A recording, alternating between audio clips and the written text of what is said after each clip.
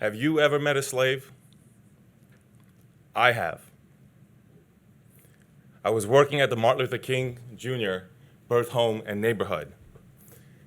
And we were, in the summer of 2010, or spring of 2010, walking through his historic childhood neighborhood.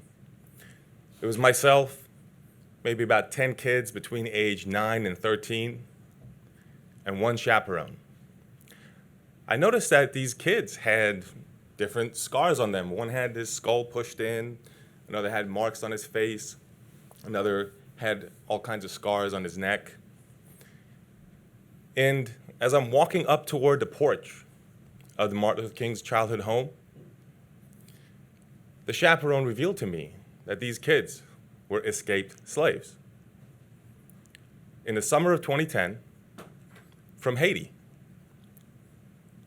So here we were in 2010, and I was meeting these slaves face to face.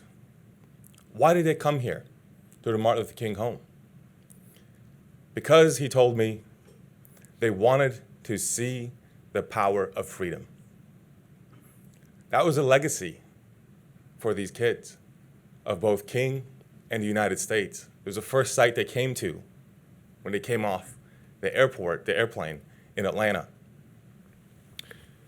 Here in the aftermath of the 20th anniversary of September 11th, I want us to think about that, because it shows us the cost that freedom comes at and continues to be fought for. For me, that cost, I get a reminder with this box and the pen that's inside this box. This pen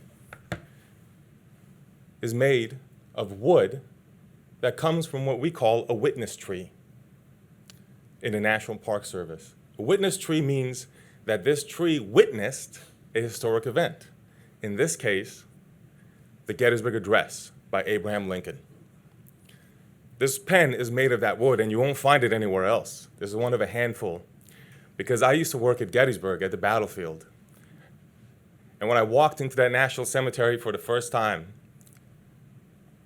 as an employee with the opportunity to speak about what Lincoln called a new birth of freedom that took place on that site, and the last full measure of devotion that these men gave, when I got to Memorial Day, as I was doing those programs, I remember seeing 3,500 small American flags, each on one of the graves.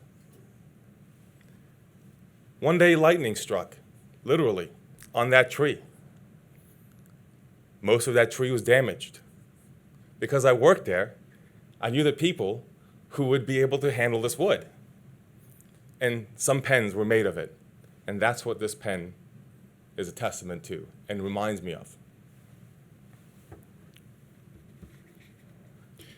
And that's what I think of when I think about the cost of freedom.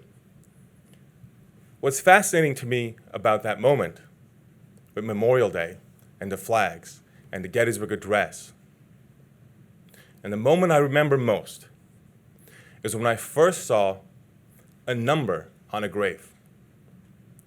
You see, when you go into the National Cemetery, where the Gettysburg Address was given to dedicate it, some men do not have an identity because their identity was erased by the sacrifice that they made.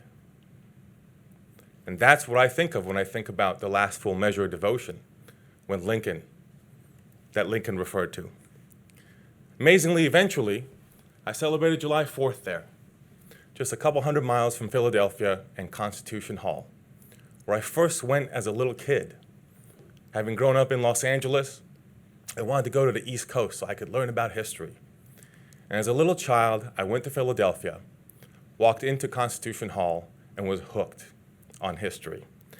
That's why I wrote my book, How Many Ways Did the Founding Fathers Oppose the Constitution? It became a best-selling book, and continue to talk about the debates around the Constitution that happened then and continue to happen today as we try to figure out what this concept of freedom means to us in the United States.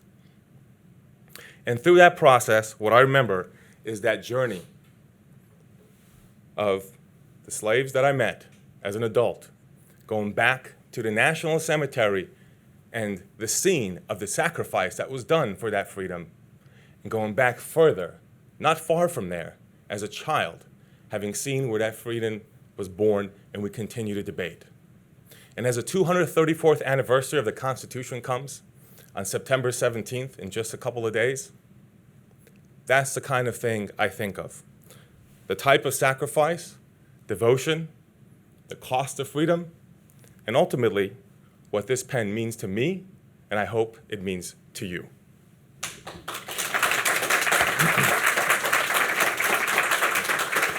Thank you. Thank you.